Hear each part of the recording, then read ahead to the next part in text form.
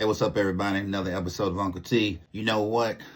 Divorce is on a rise in the United States. 75%, exactly. 75% divorce rate in the United States. 2025 is going to get worse. I'm telling you right now, it's going to get worse. And most divorces are initiated by the women. Most men do not initiate divorce. Most women initiate divorce. For a man to initiate a divorce, things really have to be really bad. Who told women that in a divorce, a man's got it made? No. A man loses everything he has when he gets married. A woman, all she has to do is marry a man, stay with him. Most women are going to stay with a man long enough to get a baby so we can get that 18 months child support. Also, you can be with a man and just decide nobody did anything. Just decided that it just ain't working. I'm not feeling him. He ain't feeling me. We're just going to get a divorce. And guess what? A guy loses half of everything he has. He may lose his home. He may lose his automobile. He may lose half of his retirement. All because a woman just wasn't happy. So when people tell me that, a woman does not have anything to gain from a marriage, yes, a woman does. A woman gets everything. That's why we have a problem now, an epidemic all around the country right now, where women are complaining, where are the men?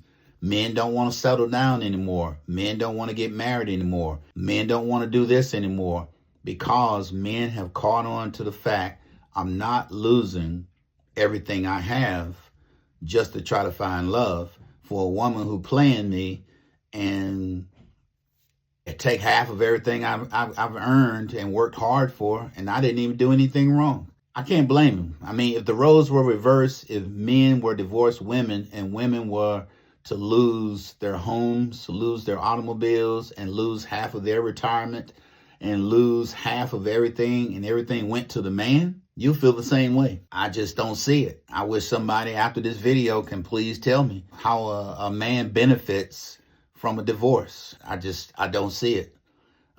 Everything is always set up. The court system is set up for a woman to benefit from a divorce.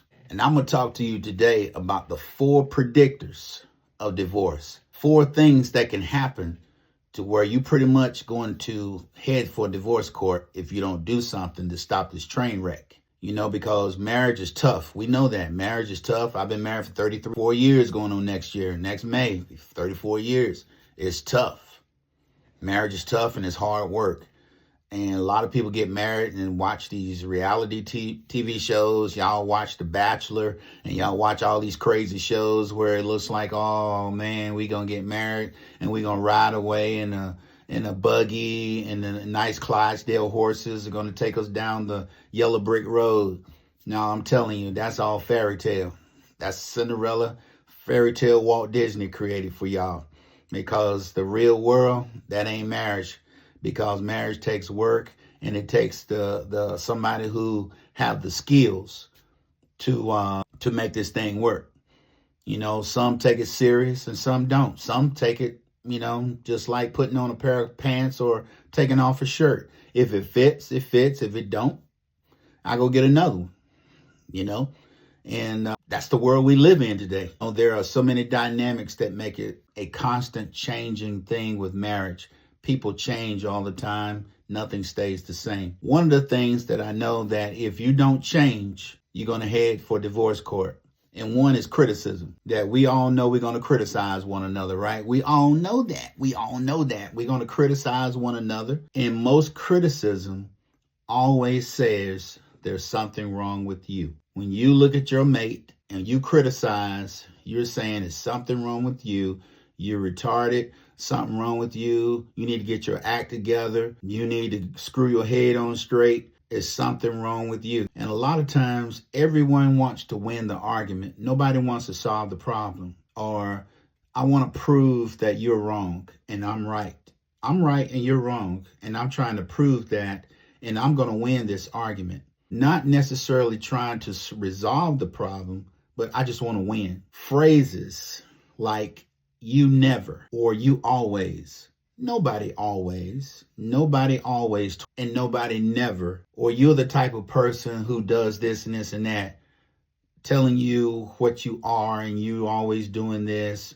Or why are you so critical? Why are you such a jerk? Why are you being a prick? It makes the spouse feel attacked. And that's what a lot of times happen in relationships. Criticism is the number one thing that is a predictor for divorce court. Number two, contempt. Contempt, just like if you're in a courtroom, if the judge finds you in contempt and the judge is trying to tell you something and you start out loud talking to the judge and you start over talking to the judge, he would tell you, he'll smack that gavel and he'll say, be quiet, or she'll say, be quiet, I'm talking. And you know what that means? That means that your statement or your behavior or your nonverbal conduct asserts some type of superiority to your partner. So when the judge says, I hold you in contempt, meaning that you think you got more power than me. And I'm telling you what you're going to do. You're not going to tell me what you're not going to do. And that's why a lot of time the judge will hold you in contempt. In relationships, one mate will say, this is what you're going to do or else. Have you ever had those mates or partners who give you ultimatums that somehow they felt superior and you either going to do it or else? The examples of contempt: mocking your partner, mocking how they feel or what type of person they are, or name calling them names, cursing them out, calling them all kind of MFs and mother this, and calling them all kind of bitches and all kind of stuff like that, and eye rolling. I'm trying to talk to you and you rolling your eyes and showing a lot of hostility, intensive joking, hurtful, sarcastic jokes, maybe sexual jokes. Maybe you may making fun of them because they don't take care of you in the bedroom or something like that, or sneering in disgust about something. Number three, defensiveness. People act like a victim. This will lead you to divorce court. Acting like a victim and not taking accountability and responsibility for your mistakes. It's the hardest thing for people to do, to just look within themselves. They feel like they are being small or belittled just to say, I'm sorry. Just to say, I made a mistake. I screwed up. And I'm sorry. I'm not making no excuses. And a lot of times when people tell me you're sorry, I want you to tell me what you're sorry for. Don't just say, I'm sorry. I don't know what you're sorry for. I let them tell me what you're sorry for. Oh, I'm sorry for hurting your feelings. I'm sorry for raising my voice. I'm sorry for cursing you out. I'm sorry for how I behaved. Okay, now we good.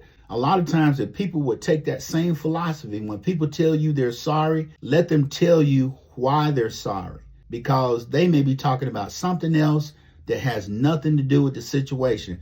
I'm sorry for talking to Billy Joe about our problems. It's more to it than that. Okay, you talk to me like a dog. Aren't you going to apologize for cursing me out and talking and embarrassing me in front of everybody? See, that's why you have to make sure a person doesn't gaslight you or try to manipulate you. Tell you exactly why they're sorry.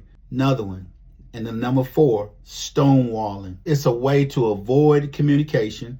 They completely leave. Have you ever been talking to someone and they actually just walk off from you and as soon as the situation, you start asking questions and they're hitting, they don't respond. They just walk off, or they just shut down, or they give you the silent treatment, or they'll just change the subject or storm out of the room, because that's called stonewalling, meaning that that's their way of not talking about it. That's their way of not resolving the issues.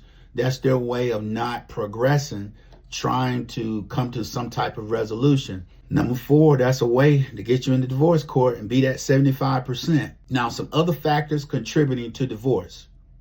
Communication. A lot of times, young couples today don't know how to communicate. I use this as an example to my son. I said, get my toolbox. Went out, got my toolbox. He was talking about getting married. I said, bring me my toolbox. What do you see inside that toolbox? He saw wrenches, pipe wrenches, sockets, all different sizes, pliers, vice grips, screwdrivers, Phillip heads, flat heads. He saw all kinds of stuff inside of that toolbox, duct tape. And I used that as an example. the toolbox. I'm prepared to take on any job that I need those tools for. In marriage, you need to have a toolbox full of tools to be able to resolve and take care of any conflict that comes up in that marriage. You don't have it. Willingness to work on the relationship, is it in the toolbox? Moods and attitudes, do you have anything in the toolbox that'll change the attitude? Unrealistic expectations, a lack of quality life,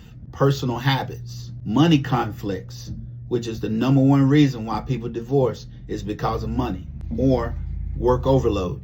And the reason why I use the toolbox is that most people don't have enough tools here to resolve nothing. That's why we have a 75% divorce rate, because people go into marriage and have no idea what marriage is all about. And they think that it is just about going to work, getting married.